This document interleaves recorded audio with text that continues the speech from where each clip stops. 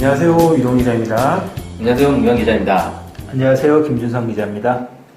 네, 우리나라에서 지진이 한창 논란이 나면 북한에서는 또 북한에서 큰 자연재해가 났잖아요. 홍수가 났죠, 홍수가. 네, 기상 관측 사상 그쪽에 가장 많은 비가 내렸다고 그렇게 소식이 있더라고요.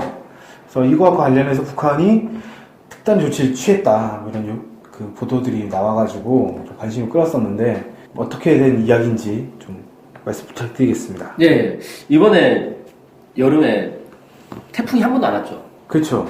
아직까지 태풍 안 왔죠. 네, 태풍을 우리가 느껴본 적이 없는데 북한에 태풍이 왔어요. 네.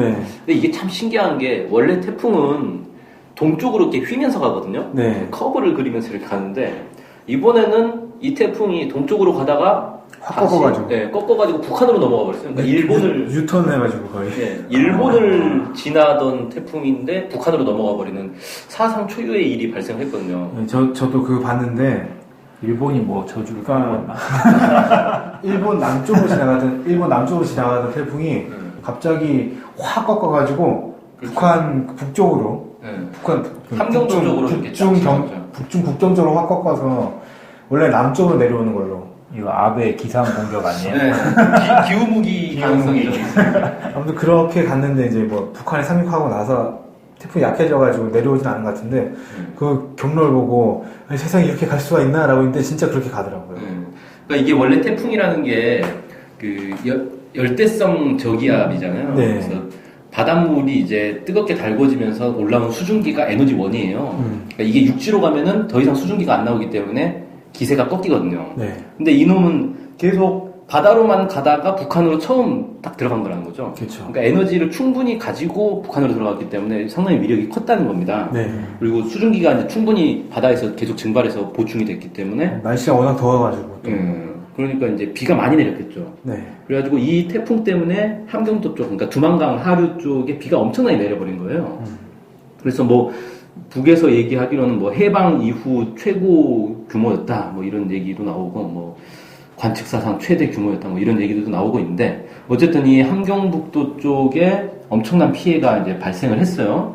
피해자가, 그러니까 이게 8월 말에 발생한 사건이거든요. 네. 8월 29일부터 9월 2일 사이에 태풍이 불었고, 이게 사망 60명, 실종 25명, 수재민 68,900명, 논밭의 침수가 거의 한 8,000여 정도, 민가 파괴가 11,600여 동, 공공건물 파괴 및 침수가 900여 동, 이렇게 발표를 했는데, 이게 이제 9월 6일날 발표한 거고, 그 이후에 추가로 또 발표를 했는데, 사망자 전부 늘었어요. 네. 지금 뭐 이제 수백 명이 사망, 실종했다, 뭐 이렇게 이제 발표가 되고 있는데, 어쨌든 어마어마한 이제 피해가 난 거죠. 이쪽에 피해가 나가지고, 피해 복구를 해야 될 거 아니에요? 네. 근데 북한에서 지난 이제 9월 10일날, 일심단결의 거대한 위력으로 한북도 북부 피해 복구 전선에서 전화위복의 기적적 승리를 쟁취하자라는 노동당 중앙위원회 호소문을 발표를 했습니다. 그래서 이 함경도의 이 수해 피해를 복구하기 위해서 200일 전투에 투입한 주력 부대들을 모두 그쪽으로 급파하는 중대 조치를 취했습니다. 그러니까 이 200일 전투에 투입한 주력 부대가 원래 이제 다른 일을 하고 있었지 않습니까? 그렇죠. 이 200일 전투라는 게 이제 뭐냐면은 지난 5월 달에 7차 당대회를 했어요. 네. 여기서 국가 경제 발전 5개년 전략을 결정을 했어요. 그래서 이거를 수행하기 위해서 이 5개년 전략 중에서도 첫 해에 얼마나 성과 내느냐가 중요하다. 그래가지고 곧바로 200일 전투를 선포를 한 거였거든요. 네. 그래서 이 5월 말부터 12월까지, 5월 연말까지 계속해서 200일 동안에 이 경제 건설에 국력을 집중하겠다라고 해가지고 주요 이제 건설 대상들을 쭉 지목을 하고 거기에 이제 주력 부대들이 투입이 됐던 거였거든요. 네. 그 중에서 하나가 이제 려명거리라고 해서 평양에 있는 과학자 거리예요. 이게 뭐 상당히 이제 큰 규모의 신도시, 일종의 이제 신도시 리모델, 뭐라고 합니까 이걸? 재개발을 하는 거죠, 재개발 사업. 네. 여기에 뭐 이제 70층 고층 아파트들, 그 다음에 뭐 에너지 전략형 녹색 건축, 뭐 이런 것들을 막 강조하면서 거의 매일같이 여기 홍보를 했어요. 네. 지금 막 건물이 이 정도 지어지고 있다, 이거 지금 지어지고 있다, 뭐 이렇게 홍보를 했었는데 이걸 다 중단해버린 겁니다. 이걸 중단하고 전부 수해 복구 작업으로 투입을 해버린 거죠.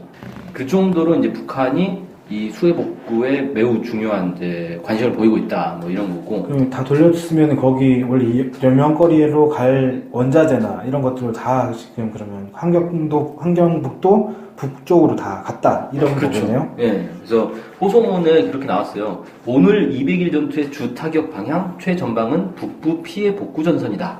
이렇게. 그러니까 200일 전투에 지금 그 계획이 바뀌어버린 거예요. 200일 전투에 원래 해야 되는 A, B, C, D 이 작업들이 있었는데 이거 다 중단하고 E라는 새로운 이 대상이 생긴 거죠. 그래가지고 여기로 시멘트, 철강대 이런 것들이 전부 그쪽으로 이제 가고 있어요. 그래서 기차나 트럭이나 이런 걸 이용해서 계속해서 실어 나르고 있는 그런 상황입니다. 네. 정말 그 피해가 정말 엄청나게 큰 것 같습니다. 보니까 이재민이 그 새로 발표된 건 이재민이 14만 명이다 뭐 이런 얘기도 있더라고요. 네, 그렇죠. 그래서 이렇게 지금 이제 피해 복구에 국력을 이제 총 집중하는 그런 상황까지 이제 가고 있는데 북한이 원래 이제 작년 8월 말에도 비슷한 상황이 있었어요. 그러니까 태풍 때문에 라선시에 대규모 수해가 발생한 적이 있었거든요. 네. 그때도 김정은 위원장이 이제 수차례나 피해 지역을 방문을 하면서 국가적인 관심을 집중을 했어요. 그래서 한 달 만에 피해 복구를 완료를 하고 다 이렇게 새 집을 지어가지고 공급하는 그런 이제 모습을 보였었거든요. 그래서 라선시도 두만강가에 있는 거 아닙니까? 그렇죠. 이번 대홍수 때도 또 라선시는 피해를 본 건가요? 라선시가 피해 대상에 들어가 있는지는 확인은 안 되는데 아마 거의 이제 비슷한 지역. 그래서 두만강 쪽이 왜 자꾸 수해가 나는지 모르겠는데 그런 문제가 있어요. 두만강이 원래 좀 강이 작고 그러다 보니까 비가 좀만 오면 금방 강이 불어 넘칠 수 있는 조건이 아닌가 싶기도 하고 그 국경지대여서 원래 북한이 그 물길 공사를 했지 않습니까? 근데 이제 국경지대여서 물길 공사 이런 것들이 잘 안 되지 않았나라는 생각도 저는 개인적으로 들었거든요. 아, 그렇군요. 두만강이 보통 이제 그 물이 적을 때는 그냥 걸어서 건널 수 있는 강이라고 하더라고요. 네네. 우리가 이제 압록강 생각하면 엄청 큰 강 하니까 두만강도 당연히 큰 강이라고 생각하는데 실제 두만강은 그렇게 큰 강은 아닌 것 같은데 말씀하신 것처럼 작은 강이다 보니까 비가 많이 오면 물이 이제 금방 불어나겠죠. 여기는 좀 강바닥을 좀 타고 해야 되는데 4대강 공사에 투입된 자재를 이쪽으로 좀 보내야 되는 거 아닐까? 4대강 끝나가지고. 네, 아무튼 뭐 그렇습니다. 그래서 북한이 이제 이렇게 대규모 자연재해가 발생하면 이 국가적 관심과 역량을 집중해가지고 피해 복구를 하는 그런 사례들을 이제 과거 사례에서도 이제 많이 찾아볼 수가 있고요. 특히 이제 군 병력을 많이 동원을 합니다. 200일 전투에서도 사실 주력 부대들이 대부분 군 부대였거든요. 네. 군 부대들이 예명거리도 건설하고 있었고 주요 대상들 건설을 하고 있었는데 이런 군 부대들이 이제 피해 복구로 쭉 들어가는 거죠. 네. 근데 지금 이제 국제 기구에서도 상당히 이제 관심을 많이 보이고 있어요. 그래서 지금 이제 국제 적십자사에서 재난구호 긴급 기금으로 이제 52만 달러를 이제 수재민들에게 지원을 했고요. 나머지 이제 기구들도 그런 움직임들을 좀 보이고 있습니다. 근데 그러면 이제 원래 수해 우리 민족에 큰 피해가 났으니까 수해를 지원하는 목소리도 우리나라에서 높지 않습니까, 사실? 네, 계속 나오고 있죠. 네. 근데 나오고는 있는데 실제 수해 지원 같은 게 전혀 되고 있지 않아요. 이게 이번 이제 이 수해로 두 가지 문제가 발생을 했는데 확인이 됐는데 하나는 뭐냐면은 북한에서 홍수 피해가 이제 이렇게 대규모로 났다는 걸 보도하기 전까지 국내 언론에서는 보도를 안 했어요. 몰랐던 거죠. 그러니까 이 몰랐던 거예요.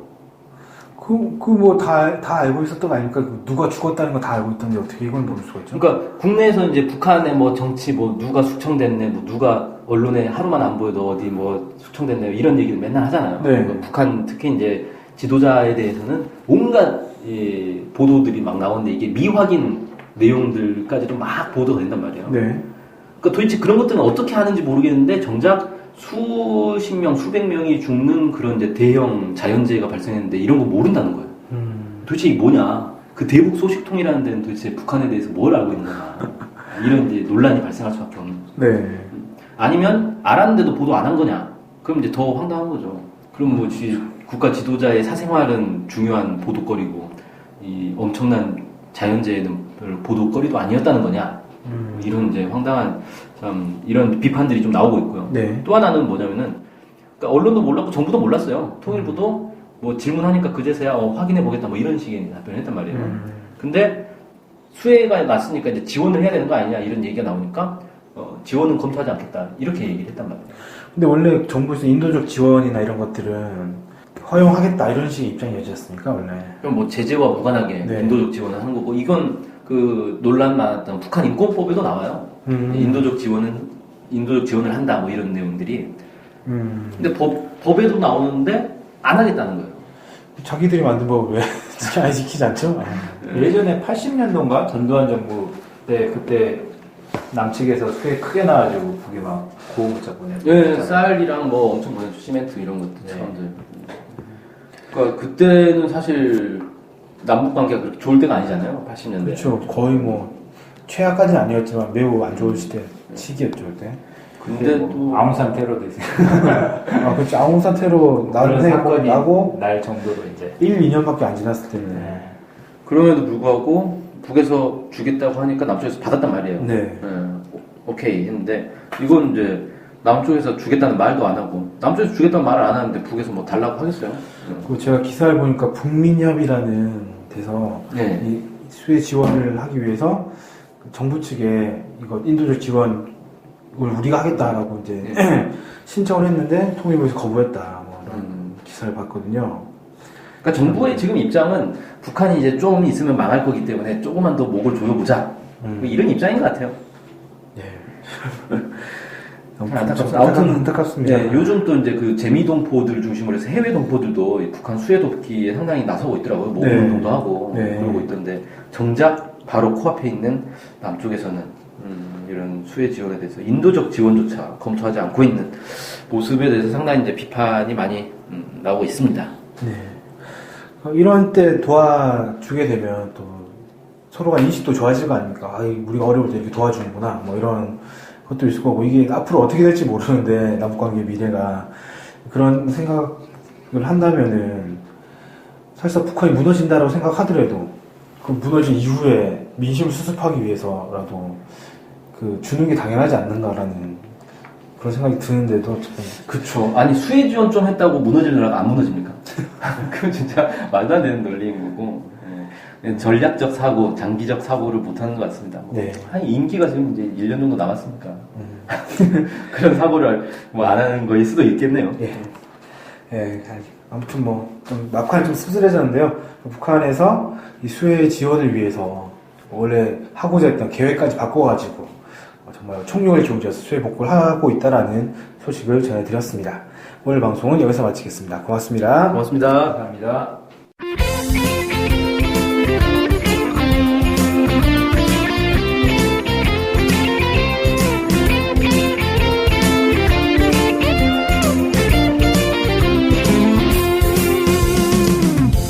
저희 NK투데이 홈페이지랑 우리 방송 스케치북이랑 외국에서도 많이 보고 듣고 하더라고요. 놀랐어요. 네, 해외 동포들께서도 통일에 관심이 많으시거든요. 네, 그래서 혹시나 해외 동포분들이 우리 NK투데이를 후원하고 싶을 것 같은데 뭐 혼자만의 생각인가요? 네, 방법이 없을까요? 그래서 준비했습니다.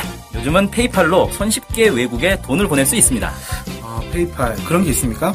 어떻게 하면 되는 거죠? 네, NK투데이 홈페이지에 오시면 배너가 있습니다. 아니면 페이팔 홈페이지에서 저희 이메일 주소 nktoday21@gmail.com으로 보내시면 됩니다. 와, 이렇게 간단하고 좋은 방법이 있군요.